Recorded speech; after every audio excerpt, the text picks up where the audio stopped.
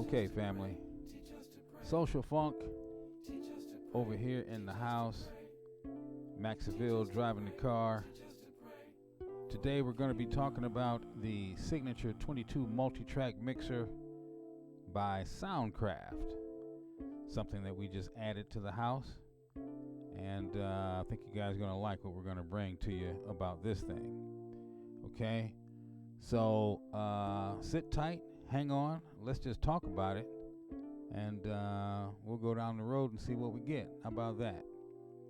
So that's the Soundcraft multitrack. It's a British board, and it has a lot of bells and whistles. And so what we're going to do today is we're going to look at that board, and I'm going to show you just how this thing is working and how it can work, and how we can actually make this something usable in your project studio. So in your project studio, you probably have some instrumentation sitting around, and then you actually are working inside the box. As you're working inside the box, a lot of you want to actually mix, and it's a little difficult when you have to use a mouse to mix. Mixing with a mouse is crazy. So what do? You get a control surface.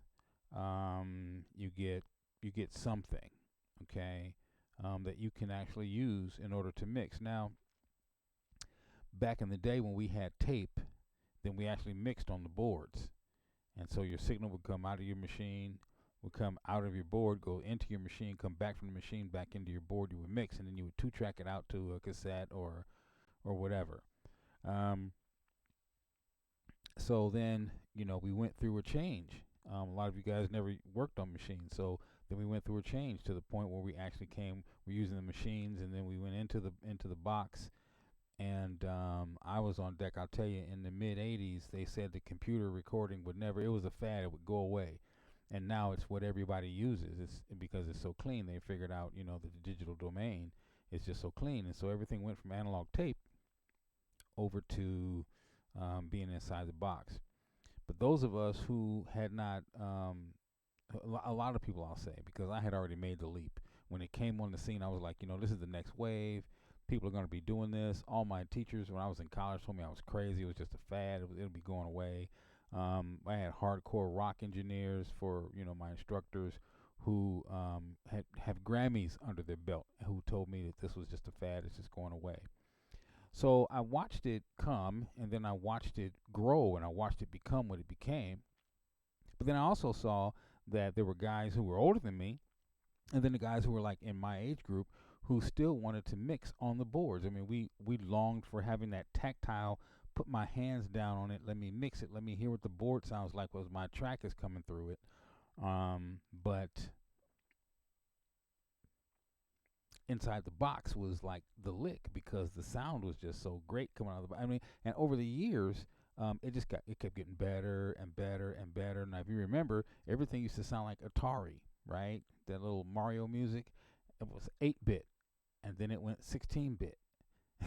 Then it went 24-bit, then it went 32-bit, and it just kept going and kept going. And each time that it went up in bits, the sound got better and better and better. So, so the thing of it was that how can we mix inside the box and still have that out of the box sound? So then we got to the point where we would do something in the box, take it out of the box, run it through analog gear to give it that warmth and that body, and then send it back into the box. But that was so time consuming and tedious until manufacturers started, making boards that would work in the digital domain, and then you'd be able to mix that way. Now, I ended up having still have my Ramza board, and my Ramza board has how do I say this? My Ramza board has, I bought it from Fantasy Studios, okay, and my Ramza board is a straight analog board. It doesn't have any bells and whistles. It's just a straight analog board. Now, when I bought my Ramza, I was mixing on it like a regular mixer board, okay, because it would come out of the, you record your stuff to tape, and then you play it back through the board, and you mix it, track it out. Then we went into the box. When we got into the box, then the only way that we could really mix was for them to have MIDI signals going back and forth. Now, when I bought this piano right here, this piano retired 2 mixers that I had in my studio. Why? Because all of these allowed me to assign, through MIDI, allowed me to assign these to channels on the board that I see on the screen, and I could turn this and I would watch channel 27 or 34, whatever I was recording on, go up and down because I assigned this to the fader that was on the screen. These faders here were also, I could also mix with these.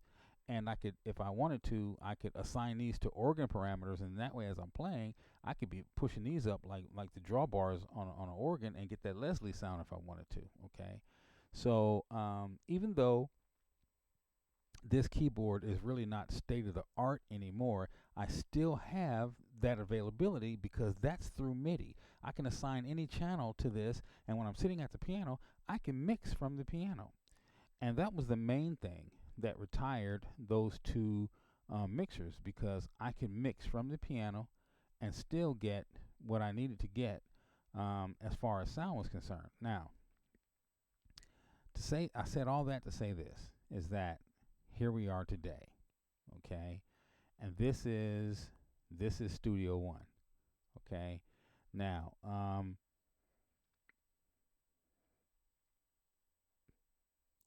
this mixer right here will not move any of the faders that are on the screen here. This mixer will not, okay? Because it's not that kind of a mixer.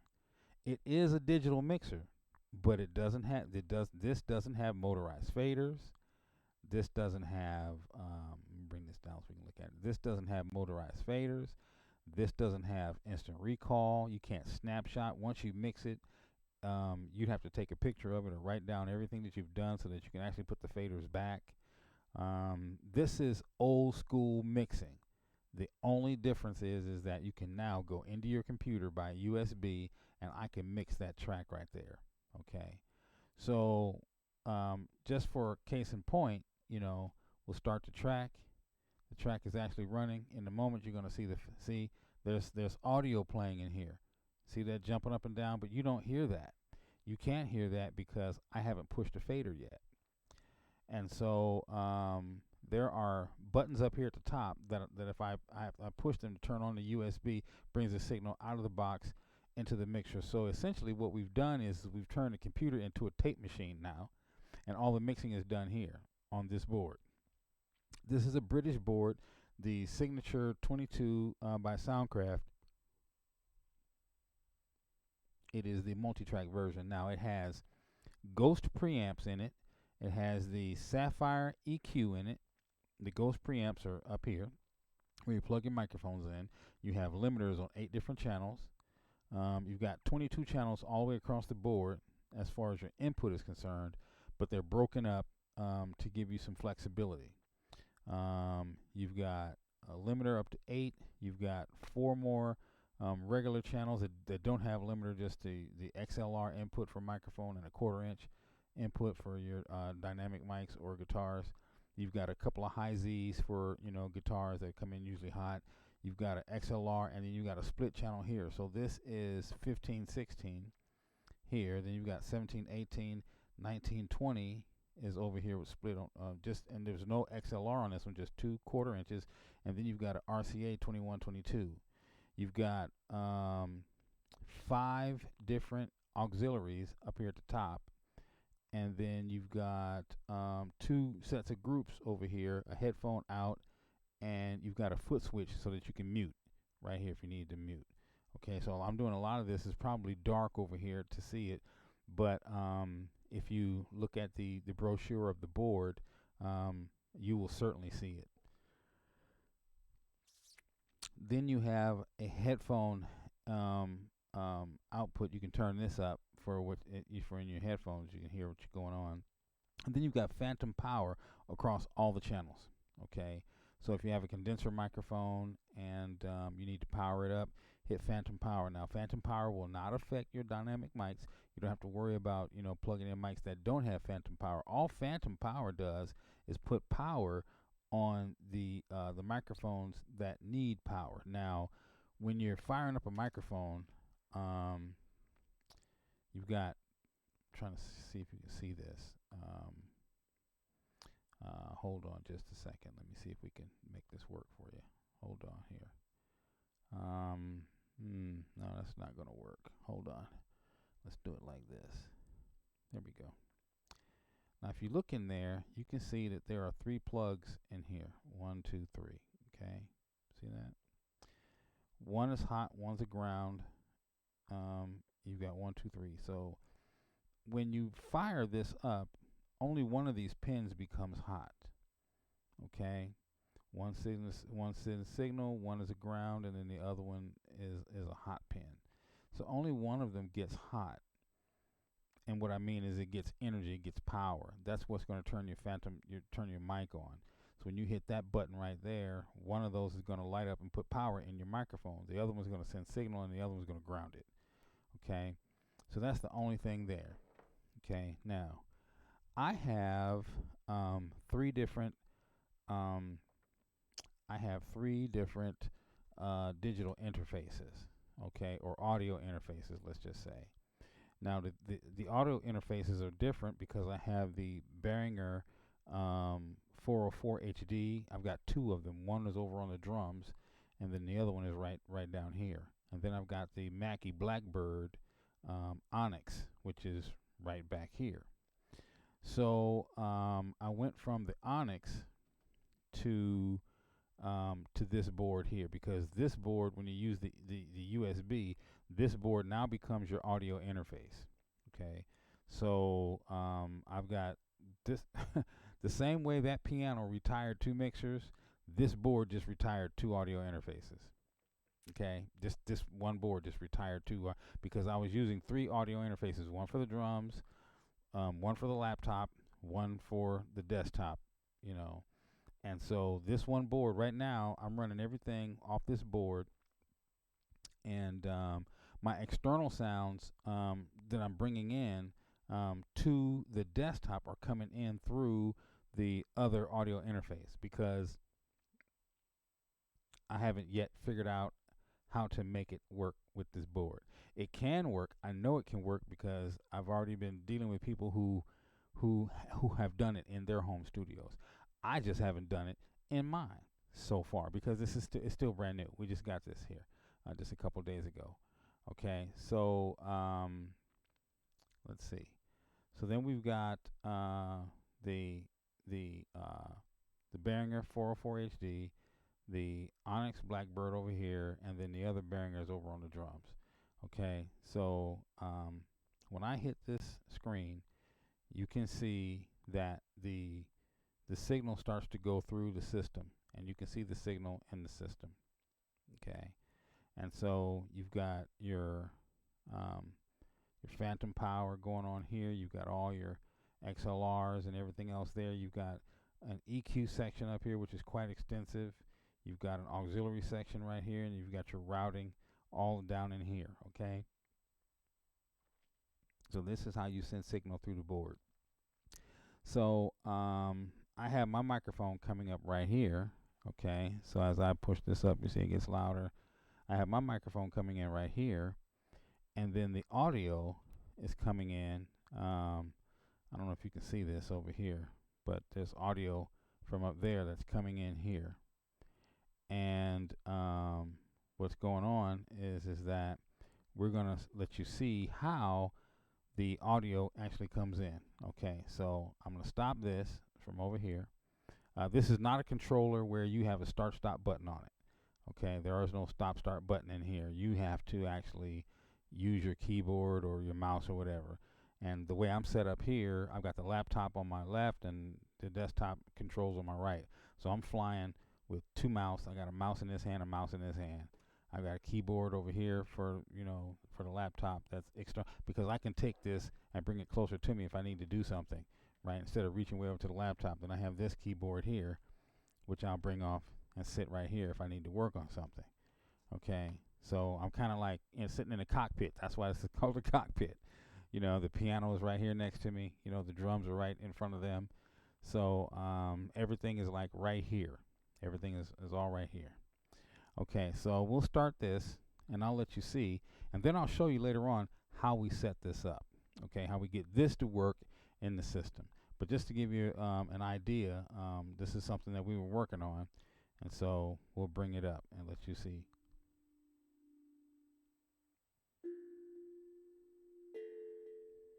Channel 1 is a glockenspiel type instrument, okay? So that's channel 1.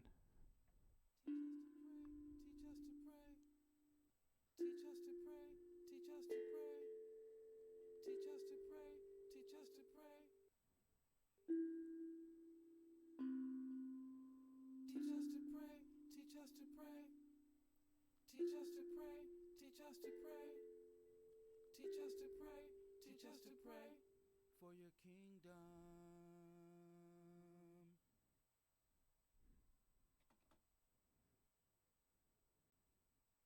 Teach us to pray, teach us to pray. Teach us to pray, teach us to pray. Teach us to pray, teach us to pray. For your kingdom.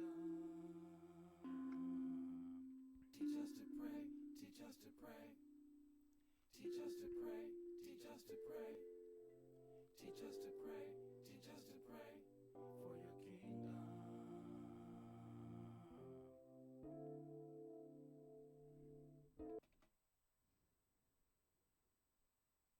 Teach us to pray, teach us to pray. Teach us to pray, teach us to pray. Teach us to pray, teach us to pray. For your kingdom. Teach us to pray, teach us to pray. Teach us to pray, teach us to pray. Teach us to pray. So I'm just listening in my headphones, trying to get the mix that I want to hear. And I haven't even brought in any EQs or anything else yet, because when I recorded this, it was all recorded in the board. And in the board, the EQs are already set up. So let me get a little bit closer with this and let you see. The EQs are already set up.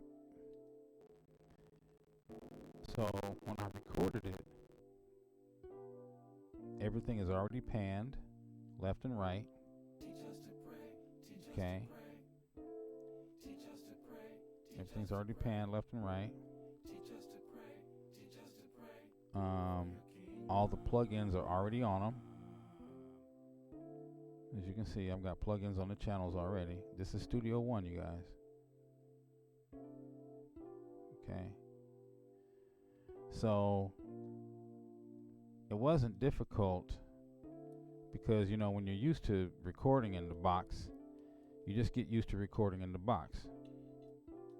And then what happens afterwards is the fact that you start to miss the fact that you're not able to mix on the board, because you're mixing in the box all the time. And our whole goal, guys like myself, we want to be, you know, we wanted to get back on the board if we could. Let me see if I can get this back behind me a little bit more. Get you kind of maybe over my shoulder almost. Oh, get my shoulder out of the way. Hold on. So, you know, basically, so that we could mix on the board again is the whole idea, you know, to get away from having to be stuck inside the box now.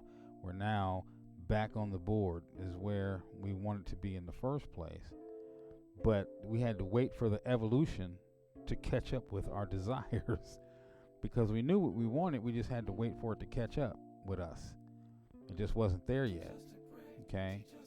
So this board, you know, is a really, really, really good board. So what we end up doing is, and then, you know, you just pull this out. Just pull it out. Just pull it out. Everything is.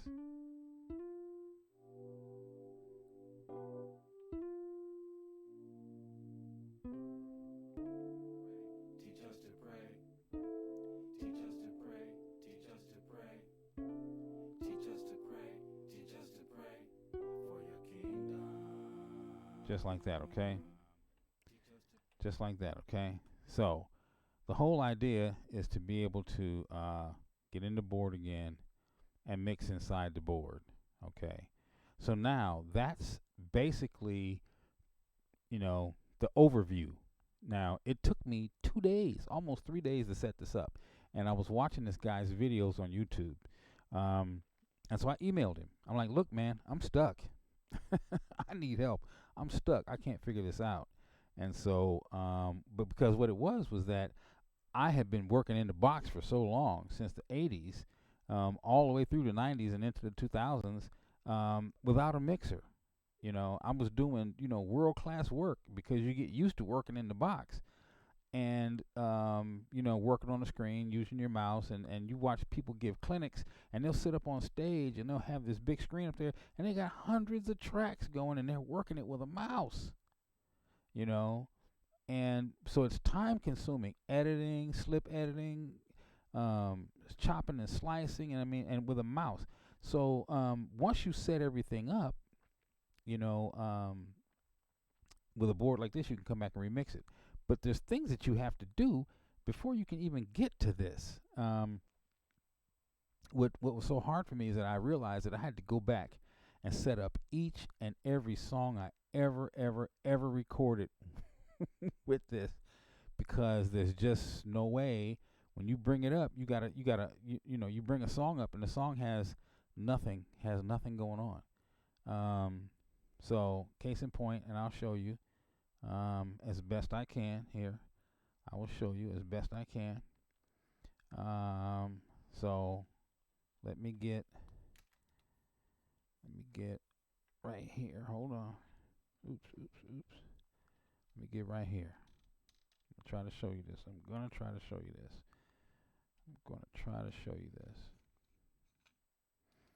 All right. So see, I had to get the camera directly in front of me. Now, what happens is when you first get going with this sucker, you have to set up your inputs and your outputs. You have to go through and you have to set every one of these up for every channel. Okay. Now that's the inputs, and this is the outputs. Okay. You have to know what you're doing with this, because you won't get any signal. You'll get nothing out of here if you don't do this correctly. Okay. That's your inputs and your outputs, and you got 22 channels. You got 22 channels, but you gotta have your output, your main output over here on 21 and 22, and then your inputs you've got all the way down to 23 and 24. Okay, so you have to know how to set these up in order to make this box do what you need it to do later on. All right, so these are all my channels right here that I have going on right now that are inside the box. Okay, but let me show you something here real quick. All right, so the way I'm set up is all my MIDI is down on one end and all my actual audio tracks are down on the other end. Now here's the drums. Everything that's blue, that's all drums. That's the electronic drum set that's sitting over on my left. So I bring everything in here and I run it all on Addictive Drums. So Addictive Drums, that's one of my drum sets. Okay, just one of them. I've got a bunch of them. Okay, there's another drum set. There's another drum set. There's another drum set. This depends on what I'm recording. There's another drum set. So the reason why I use electronic drums is because I have an acoustic electronic set. But what it does is it gives me more flexibility having that drum set than just one kit. Let me see if I can I'll drag a picture out right here for you real quick. Hold on. Let me see. Some of you have seen my drum set. Others of you may have not. But let's see if we can. Here we go.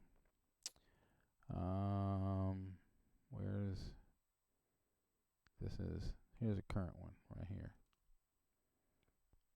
Okay. So I'm sitting just across the way from that. Okay. That's the electronic kit. And it's just right behind me. See, I'm sitting over there on the other side of the piano. So utilizing an electronic kit gives me more access to all sounds as opposed to just being satisfied with the drum set as it sits, um, and no ability to be able to change any of the sounds. So we've got the electronic hi-hat. These little red things here are triggers on each of the drums. Um, I fattened them up with some t-shirts and things to give it a more appealing look while I'm sitting there playing. Um, but I've got my original electronic drum set, the Yamaha DX Extremes, integrated into this kit.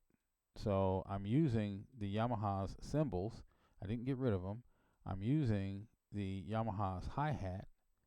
I'm using the drum module from the Yamaha to get into.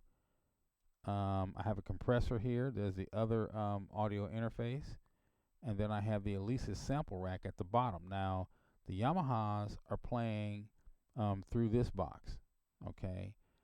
And, well, not the Yamahas, but this is the D-drum hybrid. So the D-drums, the black and red ones, are playing through this little red box right here, the Express, okay? But all the other external stuff over here is playing through the Alesis, because you only can have, so many drums plugged in at the same time.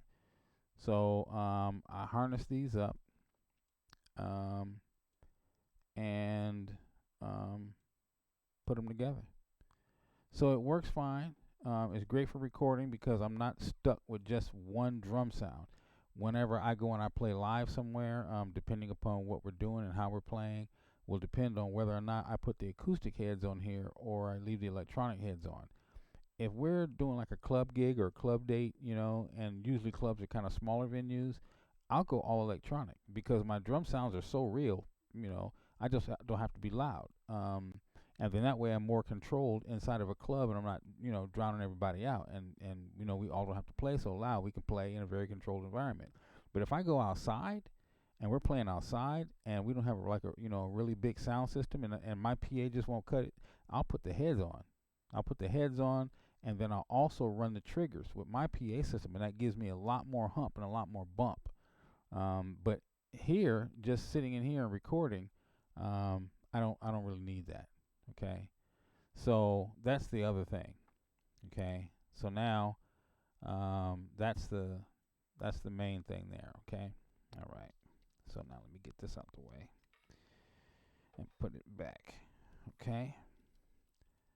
So that should help you kind of get an overview of what this thing can do, and knowing first of all the equipment is that's the main thing.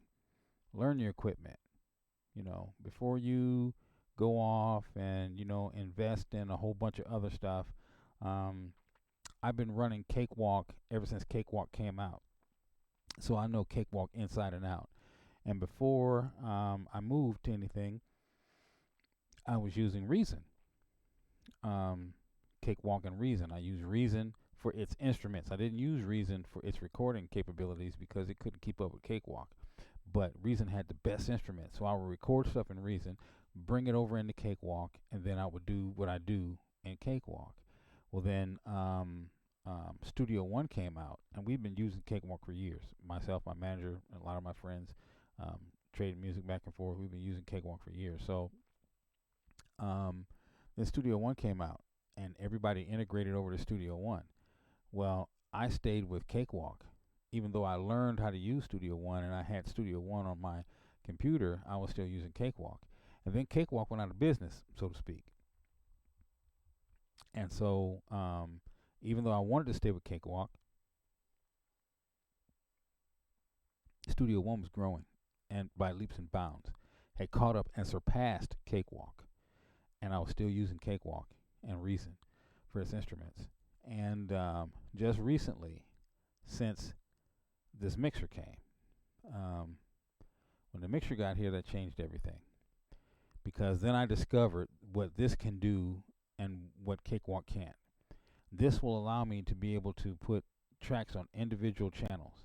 And what Cakewalk does is Cakewalk will let you put stuff on. Say I have one track, but it comes up with two of these.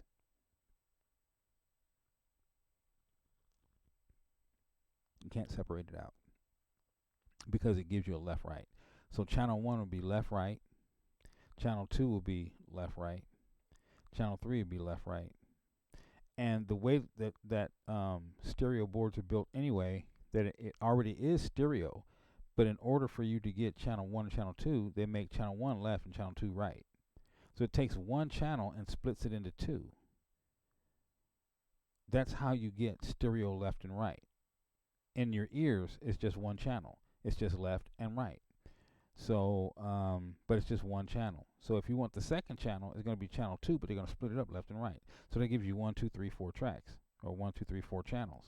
Okay, when you're looking on your mixer, you know it's split up in tracks that same way. So in reality, you've got 1, 2, 3, 4, 5, 6, 7, 8, 9, 10 different channels, 10 different stereo channels. Okay, and when you have 10 different stereo channels, that's broken up into 1, 2, 3, 4, 5, 6, 7, 8, 9, 10, 11, 12, 13, 14, 15, 16, 17, 18, 19, 20. Okay, that's what you get originally across the board. But what they've done is, by the time you get to 14, like we said this again, when you get to 14, 15 is a split channel. 15 now has a stereo left and right built into it. There's a left and a right. This one channel is 15, 16, and then the next channel is 17, 18. It has a split left and right in it. The next channel is 19, 20. It has a split channel in it. 21, 22 has a split channel in it. And because you have these 4 channels split that way, that's how you get the 22 channels. Because the board will actually stop at 14. The next 4 channels give you the 22. So your main out down here is 23, 24, and it's what folds back. Okay, so if I kill, nothing for you to hear. Like I said, if I kill that, then there's nothing for you to hear. As I killed it, you had nothing. But this channel here, you can send into the PC and then bring it back on another channel, and then that's how you bounce down. See, we have a thing that we call mixing down. Today, when you mix down inside the box. Back in the day, we would mix down here, send it to a 2-track, and then bounce it to another channel, and then that will open up all these other channels for us to continue to record on. So I'm going to have fun going back to the old school way of mixing. And going back to the old school way of mixing means having to continue to use the tools that I have right here in the box, but also be able to use the analog tools, because this is an analog board, that are here and available now. Now, this board has the ability to do quite a few things, and we're not going to get into all of that tonight. I just want to do this as kind of like an overview to show you what's really going on. Okay, so I'm going to show you something real quick, and then we'll get out of here. So as you look and see, I'm not gonna take you across my lap anymore. I'm gonna leave you right here. But like I said, this is how my tracks are laid out. So all the blue is my drums, and then all the red, that's red, you guys. It probably looks orange to you, but that's red, are all my MIDI instruments. And then these next ones coming up are kind of a brownish type of color, and these are all my audio tracks. Now, if you can look, you probably can't see this, but all the different tracks have a symbol that lets you know which ones is MIDI and which ones are audio. So here's all my audio tracks where the faders are up. See that? All the faders are up right here. Because see, these faders are down. There's the MIDI. I'm not using these.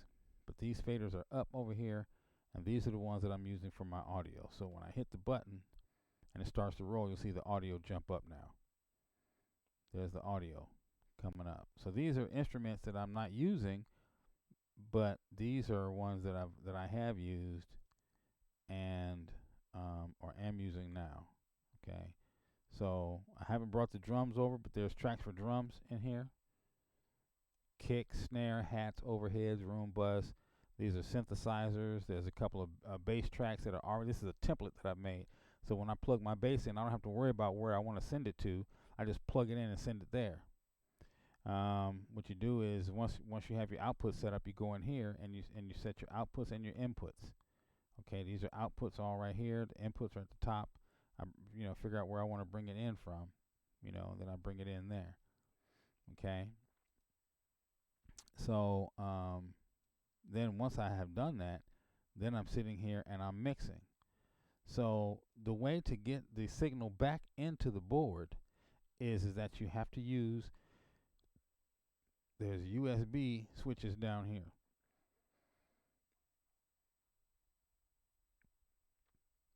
You'll push a switch down here and it'll turn your USB on. And when you turn your USB on, then you get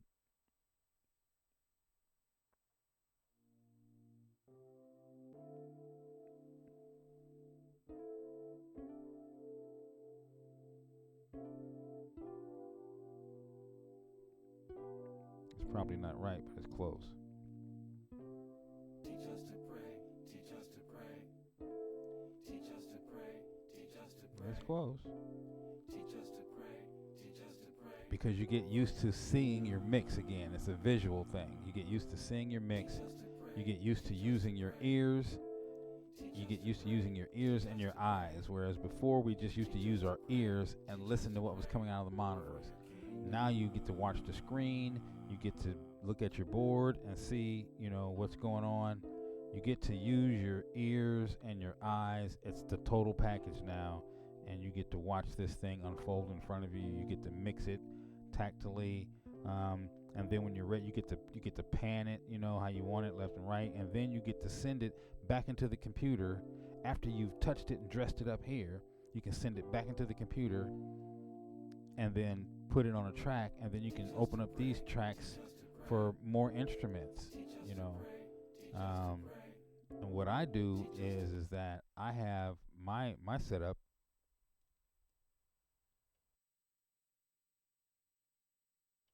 My setup is that I have, like I said, this is my template, and everything that I ever use is going to be in here: bass, piano, background vocals, whatever. They're all in here, and then my bus section is right here, and as you see, my bus section is pretty large, but I have all my tracks for my audio, and then I have all my tracks for my MIDI. So if I'm working MIDI, I work out my song first. I do everything in MIDI, work it all out here first, and get it all straight. And then what I do is I take that MIDI and I turn it into audio down here, simply by assigning my tracks. When I get over here, assign my MIDI. Let me see, do I have any MIDI out? I got two MIDI pieces. I got a bass line and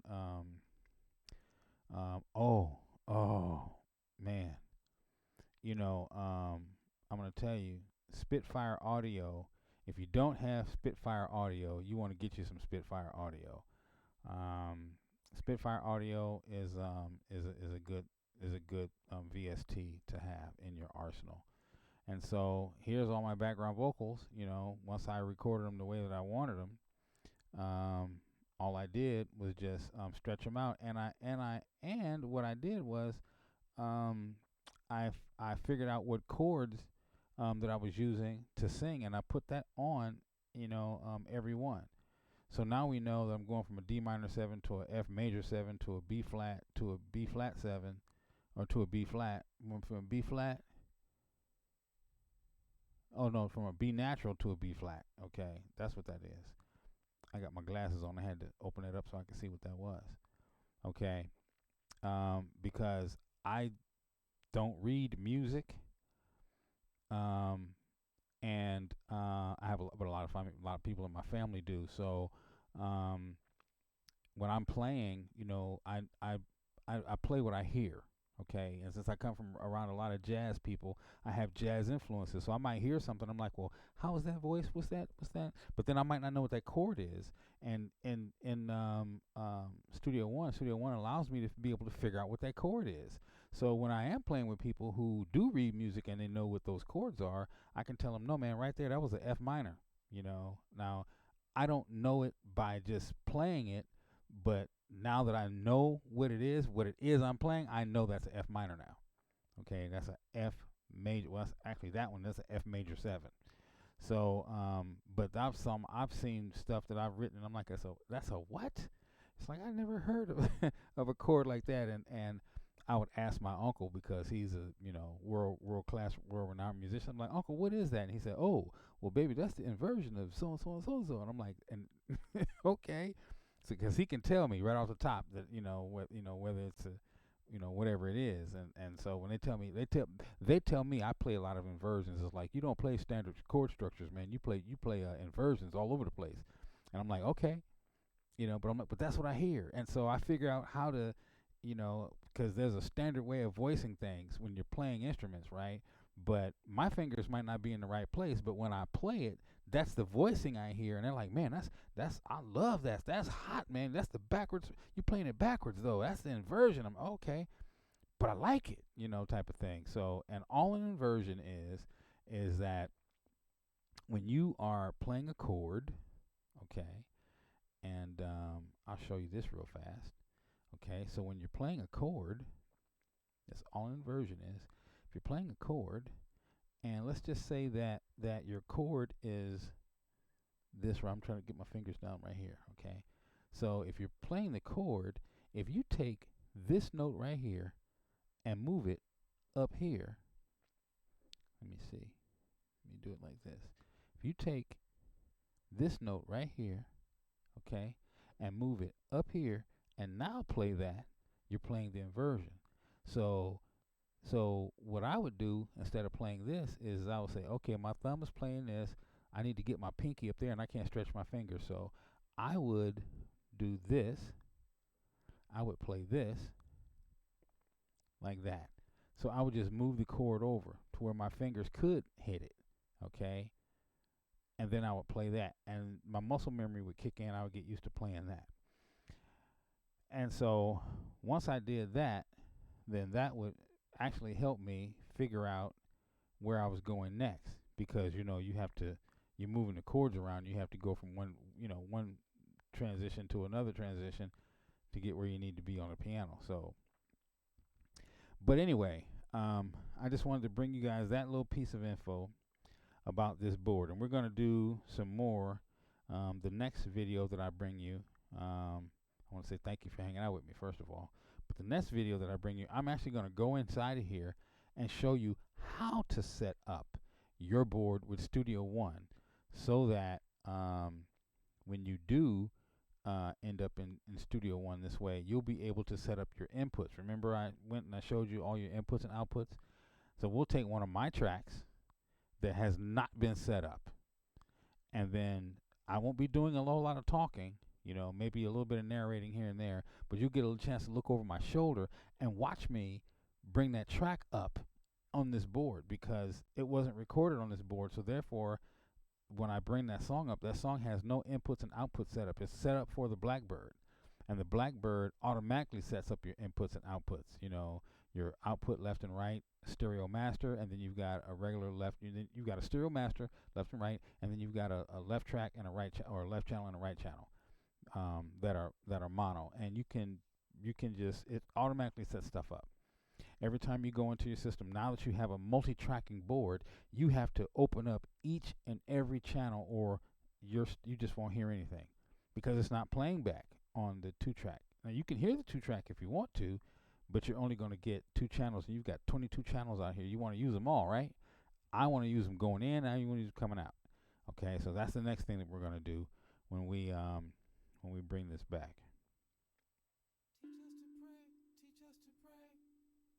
Teach us to pray, teach us to pray, teach us to pray, teach us to pray for your kingdom. Teach us to pray, teach us to pray, teach us to pray,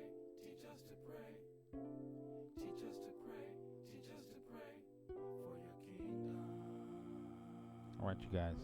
See you later.